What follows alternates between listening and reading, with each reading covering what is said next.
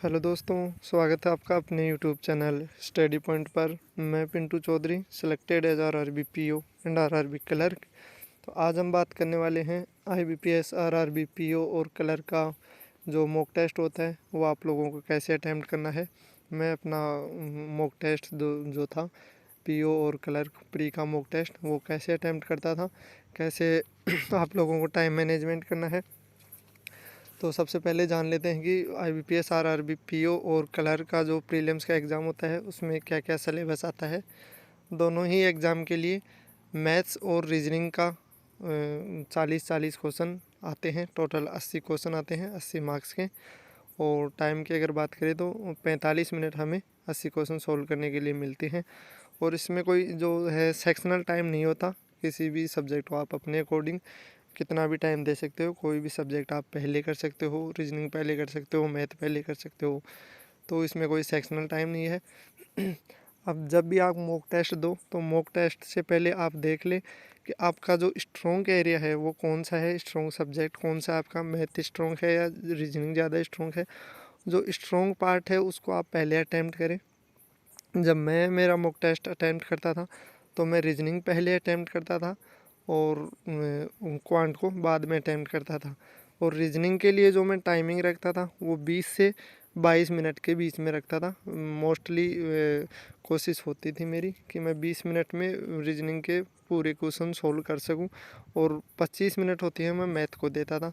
तो पहले मैं रीजनिंग को कवर करता था और रीजनिंग में भी वो टॉपिक मैं पहले अटैम्प्ट करता था जो थोड़े इजी हो और टाइम जिसमें कम लगे। जैसे स्लोग्स हो गए, अल्फ़ा न्यूमेरिक सीरीज हो गई, कोडिंग डिकोडिंग हो गए। फिर 3 से 4 पजल आती हैं, उनमें भी मैं आइडेंटिफाई करता था कि कौन सी पजल इजी है, कम टाइम लगने वाली है। वो पजल मैं पहले सोल्व करता था। उसके बाद मैं सबसे लास्ट में करता था ब्लड रिलेशन, क्योंकि मेरा ब्लड रिलेशन जो है थोड़ा जो टॉपिक है वो थोड़ा वीक था। तो उसमें कई बार सोल्व हो भी जाता था, कई बार ज़्यादा टाइम लगता था। तो मैं उसको ब्लड रिलेशन वाले क्वेश्चन को मैं लास्ट में अटैम्प्ट करता था। और मैं कोशिश करता था कि 20 मिनट में पूरी मेरी जो रीजनिंग है वो कवर हो जाए, 20 से 22 मिनट से ज़्यादा ना लगे। उसके बाद मैं मैथ्स अटैम्प्ट करता था और मैथ्स के लिए मैं 25 मिनट लगभग टाइमिंग फिक्स रखता था कि 25 मिनट में मेरे को क्वांट पूरी करनी है। तो मैं क्वांट में सबसे पहले सिंप्लीफिकेशन से स्टार्ट करता था, सिंप्लीफिकेशन सोल्व करता था। उसके बाद सीरीज होती थी, रॉन्ग सीरीज हो या मिसिंग सीरीज हो, सीरीज करता था। फिर क्वाड्रेटिक इक्वेशन आ जाए तो क्वाड्रेटिक इक्वेशन जो कभी इनपुट आउटपुट आ जाते हैं तो इनपुट आउटपुट इजी आ जाए तो वो कर लेता था। या जो है 2 से 3 डीआई देखने को मिलती थी, उनमें से एक डीआई थोड़ी कैलकुलेटिव या लेंथी होती थी या टाइम कंज्यूमिंग होती थी, उसको मैं बाद में अटैम्प्ट करता था। और 2 जो डीआई होती थी वो करने लायक होती थी, डुएबल होती थी, तो मैं उनको पहले अटैम्प्ट करता था। तो मेरे कहने का मतलब है कि जो पार्ट आपका करने में कम टाइम लगता है और जो डुएबल है, इजी है, उसको आप पहले करो। और जिसमें ज़्यादा टाइम लगता है वो आप बाद में अटैम्प्ट करो।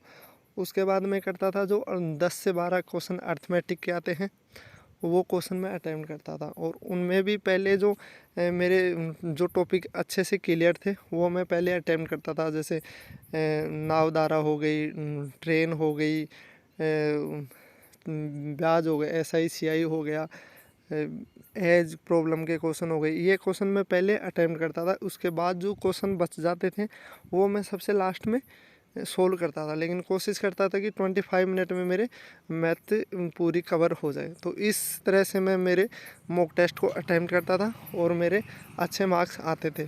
और उसी तरह से मैं जो मेरी एग्ज़ाम हॉल है उसमें भी एग्ज़ाम टाइम में भी मैं यही स्ट्रेटजी फॉलो करता था।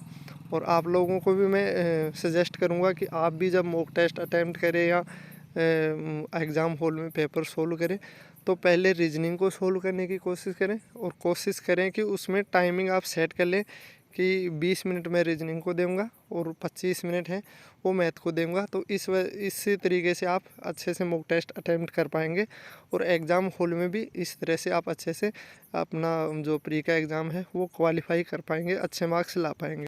आप एक ही जो क्वेश्चन है, मान लो कोई क्वेश्चन है वो आपको नहीं आ रहा है या उसमें टाइम ज़्यादा लग रहा है, तो उसमें टाइम वेस्ट ना करें, नेक्स्ट करके दूसरे क्वेश्चन पे चले जाएं। अगर लास्ट में आपके पास टाइम बचता है तो उस क्वेश्चन को दोबारा देख सकते हैं, लेकिन एक ही क्वेश्चन के पीछे अपना ज़्यादा टाइम वेस्ट ना करें, क्योंकि 80 क्वेश्चन सोल्व करने होते हैं और 45 मिनट होती हैं, तो टाइम बहुत कम होता है और क्वेश्चन ज़्यादा होते हैं। तो एक ही क्वेश्चन में आप टाइम वेस्ट ना करें।